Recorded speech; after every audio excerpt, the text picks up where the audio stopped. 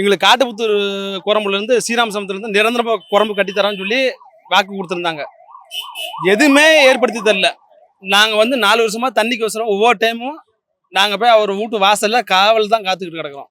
எங்களுக்கு தொகுதி எம்எல்ஏ காடியோட தேராஜ் வந்து ஜாதி அரசியல் நடத்திட்டு இருக்காப்ல. கை தட்டுறது இல்லன்னு தண்ணிக்கு வசரம் நாங்க வந்து தண்ணிக்கு வசரம் நாங்க ஒவ்வொருத்தையும் வந்து கையெடுத்து கும்பிட்டு இருக்கோம். எங்களுக்கு வேற எதுவுமே கேட்கல. ரோடு போட்டு கொடு, லைட் போட்டு கொடு, எங்களுக்கு வந்து குடிக்க தண்ணி கொடுலாம் கேட்கல. எங்க விவசாயத்தை வெத்தலை கொடியை காப்பாத்தி கொடுன்னு சொல்லி தான் கேட்டோம். இந்த நிமிஷம் வரைக்கும் கொடுக்கல. கேட்டா அவரை பாரு இவரை பாருங்கிறானுங்க. குடிக்க தண்ணி வந்து எங்க ஊர்ல இருக்கிற ஒன்றிய குழு முன்னாள் துணைத் தலைவரா இருந்தவர் தண்ணி கொடுத்தாப்ல. அந்த தலைவர் இல்லைன்னா இன்னமும் எங்க ஊர் செத்து இருக்கும். அதிமுகன்னு சொல்ல அதிமுக தலைவர் தான் தண்டபாணி அண்ணா தண்டபாணி வந்து எங்களுக்கு தண்ணி கொடுத்தாப்ல. அவர் இல்லைன்னா இன்னைக்கு எங்க ஊர் செத்து சுடுகாடா போயிருக்கும். விவசாயத்துக்கு தண்ணி சுத்தமா தண்ணி கொடுக்க மாட்டேங்கிறாங்க. கேட்டா அவரை போய் கேளுங்க, இவரை போய் கேளுங்கன்னு சொல்றாங்க. மீறி கேட்டா எங்களை மிரட்டுறாங்க. உன்னை உள்ள வைக்க எவ்வளவு நேரம் ஆகும்னு கேக்குறாங்க.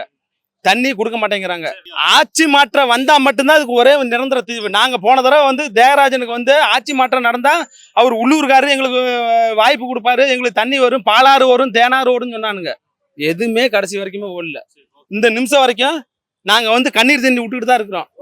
கேட்கும் போதெல்லாம் இன்னைக்கு எங்க ஊர் வந்து பாருங்க, தொட்டியம் ஒன்றியம் பாலசமுத்திரத்துல வாக்கியா பூரா தூண்டு கிடக்குது.